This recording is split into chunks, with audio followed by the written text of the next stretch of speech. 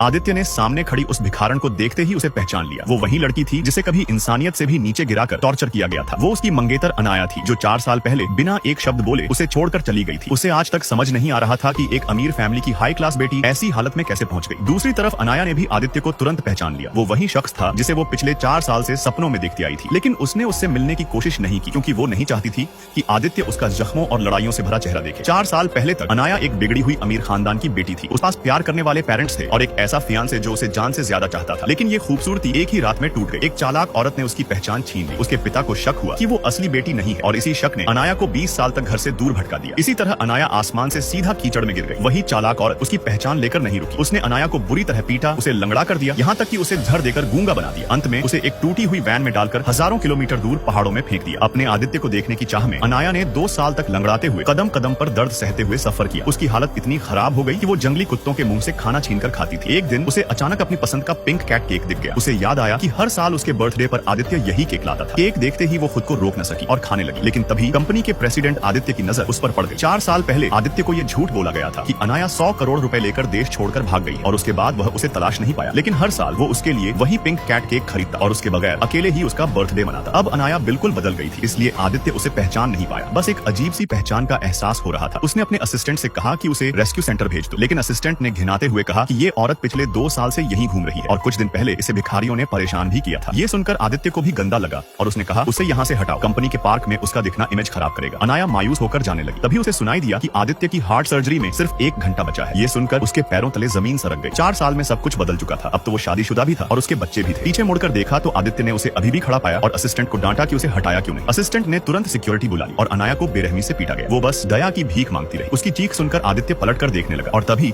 उसकी नजर उसके हाथ के टैटू पर पड़ी। वो वही टैटू था जो अनाया के हाथ पर था। वो गुस्से से पूछने लगा ये टैटू कहाँ से आया, लेकिन उसे पता नहीं था कि अनाया की जीभ काट दी गई थी। वो बोल ही नहीं सकती थी। सच का पता लगाने के लिए उसने उसे हॉस्पिटल भेजा। डॉक्टर ने उसके चेहरे के कट मार्क देखकर सन्न रह गया। ये कोई साधारण चोट नहीं थी, किचन नाइफ से काटा हुआ जख्म था। उसकी जीभ 2 हिस्सों में थी। उसका दायां हाथ भी काटा गया था। ये सुनकर डॉक्टर ने पूछा तुमने आखिर किससे दुश्मनी ले ली थी। इन बातों से अनाया का ट्रॉमा ट्रिगर हो गया और वो बेचैन होने लगी। नर्स ने उसे शांत करने के लिए सेडेटिव दे दिया। आइडेंटिटी चेक करने के लिए डॉक्टर ने उसका डीएनए टेस्ट किया। अगले दिन होश में आते ही अनाया हॉस्पिटल से चुपचाप निकल गई। सड़क पर अकेली चलते हुए उसने स्क्रीन पर एक वीडियो देखा। आदित्य अपनी शादी की सालगिरह मना रहा था अपनी स्टार परी पत्नी के साथ। वो कह रहा था ये मेरी जिंदगी की सबसे प्यारी औरत है। ये सुनते ही अनाया के दिल में बची सारी उम्मीद टूट गई। वो सीधे पुल के किनारे पहुंची अपनी दुख भरी जिंदगी खत्म करने के लिए। उधर डॉक्टर को रिपोर्ट मिली कि वही औरत असल में आदित्य की खोई हुई मंगेतर अनाया है और वो असली झा परिवार की बेटी है। डॉक्टर ने घबराकर तुरंत आदित्य को कॉल किया।